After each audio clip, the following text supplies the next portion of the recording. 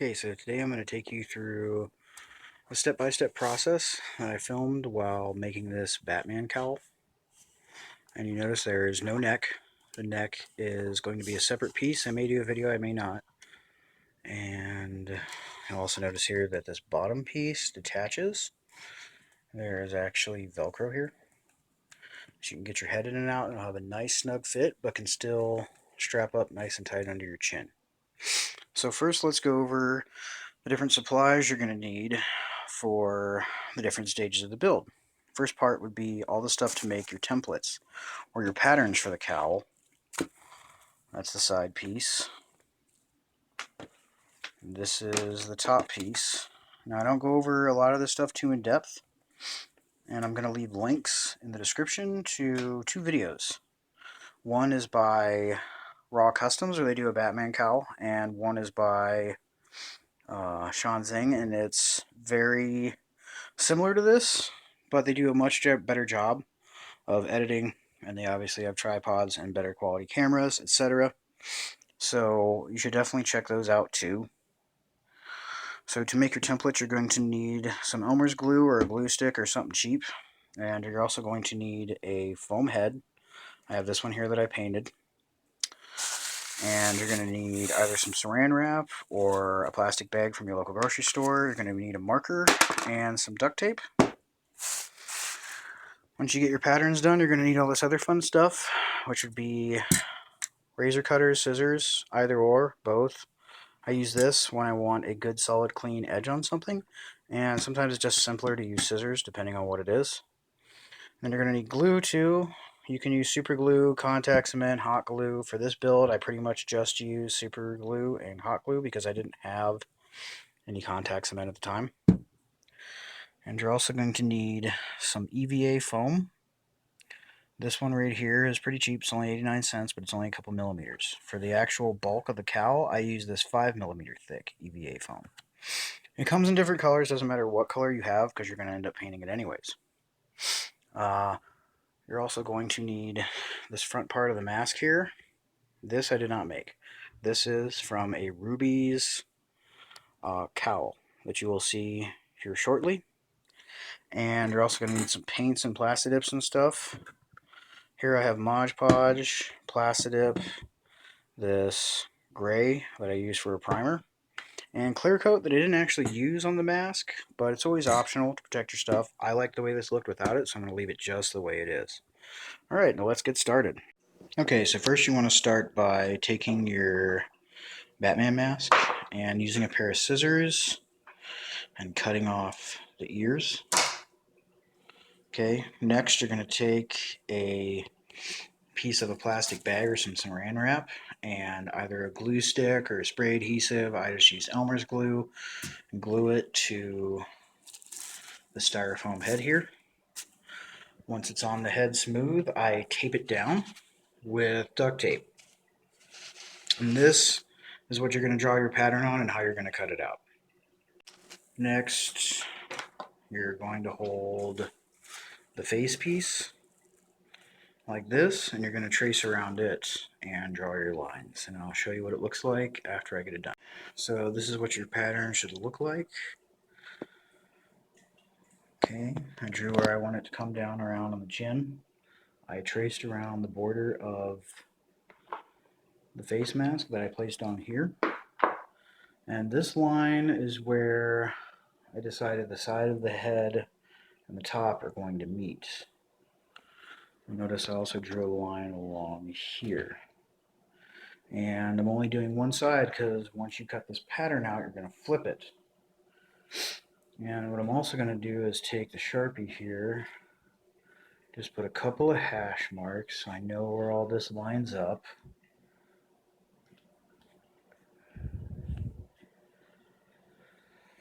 Okay, after this step, I'm going to take a piece of paper next. I'm going to figure out where I want the ears to come up off the cowl. I think I'm going to have them come about here, up like this. Okay, so I've cut my ear out and taped it on. And next, I'm going to use a razor blade and cut out along the pattern that I've drawn here for both pieces. So once you cut out your two patterns, you're going to want to lay them and flatten them out as much as possible. And sometimes you have to put a straight cut that'll open up like a V in order to get them to lay flat. Once you can get them to lay more or less flat, you're going to take some craft foam. This stuff's pretty thick, it's about 5-6 millimeter. And you're going to cut out one of each from the pattern. You're going to trace the pattern, and you're going to flip it over, and you're going to cut it out again. So you have one for each side. I want to point out about these patterns before I go any further is that both patterns that I got off the mannequin head itself is a little bit smaller than my own head. So whenever I traced these, I did make them about 1/4 inch or so larger overall. And as far as getting exact measurements for your head to scale your patterns, I don't have any suggestions or ideas how to do that. I usually do them in person if it's somebody else, and if it's myself, I just kind of know my body size and everything, and the size of my head, if that makes sense, and I just kind of scale it up to fit that. But if your mannequin head is too small or too big, your mask will either be too tight or it'll be flopping all over your head and you're going to look silly. Next, I'm going to take it where it's cut here and here, and I'm going to glue it together so it starts to give a rounded shape, and each side is going to be glued outward in the opposite direction. And then you go through and do the same thing with these pieces. Once you get done gluing all your pieces together, they should look something like this. And what I'm going to do next is start gluing the left centerpiece together. After that, I will then attach the right centerpiece, followed by the right hand side. And once you get it all done, you're going to have the beginnings of your cowl. So I glued this together using super glue for the seams. Contact cement is much easier and faster. I just didn't have any, and I usually use Gorilla Glue brand super glue. And what you're going to notice is, after you put all this together, is the spots where you have the triangles cut out that you glue back together, you get these bumps. And you can also see them here. You want that to be rounded. And what I do, and what most people do, that I see on YouTube building things out of EVA craft foam, is they use a heat gun. And I've already started doing that a little bit here. And I use that to work out the bump here and make it nice and smooth. It'll also help to give kind of a shine to this and seals up the pores of the foam so you don't absorb as much Plastidip or Mod Podge or paint or whatever you're going to put on it next. So I've heated up and smoothed out the EVA foam part of the helmet, and it's just about ready for me to glue the face on. But before I glue the face on, I did a few things here. I put a 3mm strip of EVA foam, glued it on the inside, and then I cut it flush. I did that so that I have more surface area to glue this to the EVA foam part of the mask, because I want it to be as flush as possible so I don't have to do as much silicone work later. I also went through and used some EVA foam to cut some eyes in a shape that I liked. I'm going to go through later with some silicone. And right here on this seam, I'm going to use the silicone to help make this seam here go away. So I finished attaching the Ruby's face mask to the EVA foam, and it all fit up pretty good. And I also used the heat gun to put some shape and definition on the cowl, and I kind of just followed like right here off the cheekbone. I also used a picture of the cowl from the film as somewhat of a reference. I got the ears to stand out. I put a bead of hot glue on the inside after I super glued it to make sure that it stays nice and firm. I also test fitted it throughout this process and trimmed the back. And I'm currently now in the process of shaping. Once I use the heat gun to shape all this and get everything looking the way I want, I will then move on to the process of using silicone. So here it is after I finished forming the cheekbones by heating and pulling and prodding the foam. That's also how I got the ears to stand out. I finished the earpieces here by using 2mm craft foam and just guesstimating until I finally got one that was right, and then I could copy it and use it for both sides.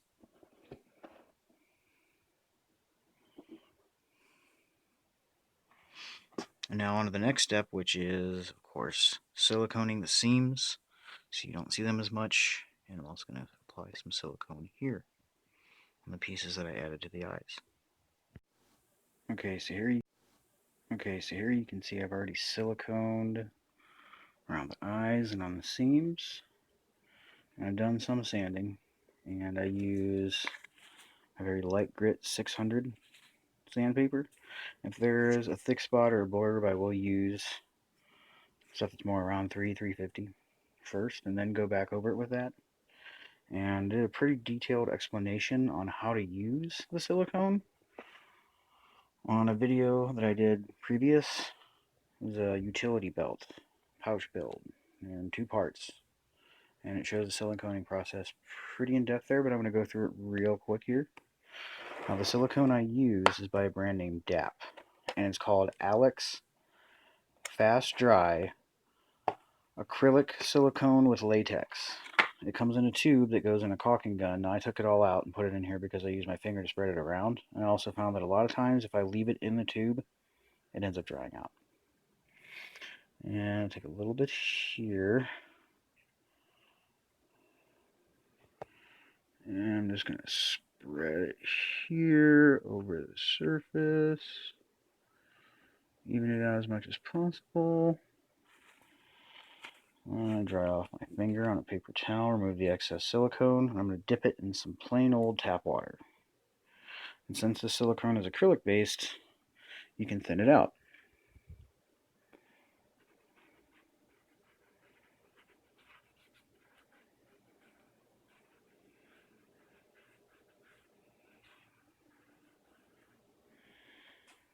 Like so. And then once you let this sit, for thin layers, I would give it at least 6 hours. For something thick like the eyes, I'm going to wait 24 until I actually sand that, so I haven't done that yet. And then once you have it dried, like this is here, take your 600 grit sandpaper, just lightly smooth it out. So I sanded this once the silicone dried, and I went through and added a second layer of the silicone and then sanded it. And next, I'm going to take a brush and some Mod Podge, and I'm going to brush this over the entirety of the helmet. I'm going to try to put it on thick, even, and fast. Mod Podge gets tacky pretty quick, and once it gets tacky, it will retain the brushstroke marks. You'll have lines all over the helmet. Now I'm going to eventually plasti dip this and texturize it, so it's not going to matter so much, but once I apply the Mod Podge and it dries, I'm then going to prime it all gray. This is not necessary for the plasti dip, but using the Mod Podge first will help seal in the foam so the foam doesn't absorb as much of the plasti dip, and you don't have to do as many coats, which ultimately saves a lot of time because it does take a while for the plasti dip to dry in between coats. The other thing is, once it's all painted one uniform color with this gray, I will be able to see any imperfections or anything that I want to fix prior to the final plasti dip and paint. Okay, so I've gone through and done the spray painting, and I can't advise enough to use a respirator or something to protect your lungs and goggles to protect your eyes. Overall, I'm pretty happy with the way everything turned out, except this one spot right there. Gonna have to do some repair work there with the silicone and a little sanding, and then I'll head straight back to the plasti dip phase. So I've gone through here and done the first layer of Plastidip. And for anyone that hasn't used Plastidip before, it's a little different than spray paint. Whenever you're applying it to the surface of something, it builds up much more thickly and has a thick appearance to it as you're coating it. And at first this freaked me out because, I was expecting it to be more like spray paint. This runs about $5, $6 a can. Most Lowe's or Home Depot or wherever you look. And the first coat I did very even. But for this next part, I'm going to be applying it a little differently. So I'm going to film this so you can see exactly what I do. And you'll notice that I have the area covered and a box here to catch the overspray. I am wearing a painter's mask that is meant for filtering out the particles from painting, and I have goggles on. I also masked my mannequin head that I have this sitting on before I started any spray painting or anything. Okay.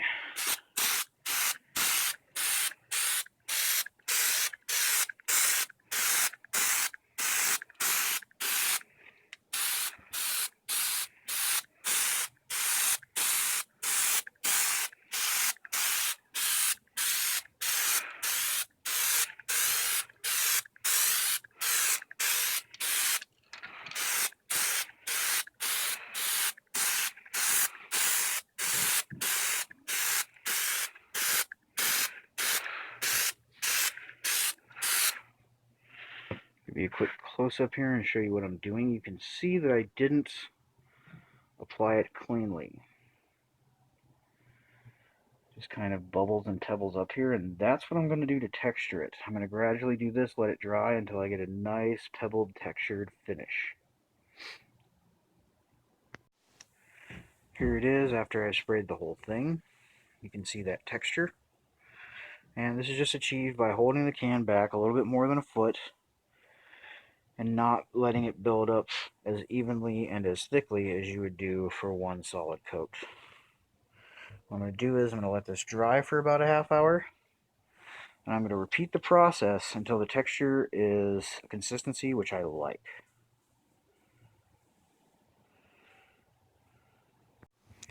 Okay, so I've done several layers of the Plastidip in that same fashion, where I just let it beat up, and I just did this Rust-Oleum 2X Painter Primer, semi-gloss black, bonds to plastic. And I did the similar technique where I just let it beat up. Of course, this is too bright. It almost looks glittery or metallic in the light. So I'm going to do one final thin coat of this, and I'm hoping between the semi-gloss and the flat color that the Plastidip dries as, we'll have a nice contrast and produce a nice quality result. And here it is after all the painting and Plastidipping and texturing, etc. I'm pretty happy overall with the results and the way that it looks. And I'm probably not even going to paint or clear coat this. All such things, of course, are up to you. They're all optional. I'm going to leave it just the way it is, the Plastidip. I also like the way that it feels. Very cool. And if you've been wondering why this is left open and the chin isn't connected, that's going to be the next part. What I'm going to do now, once this sits for a little while longer, is I'm going to put Velcro. And either a strap or some elastic. It's going to Velcro this tightly to your face.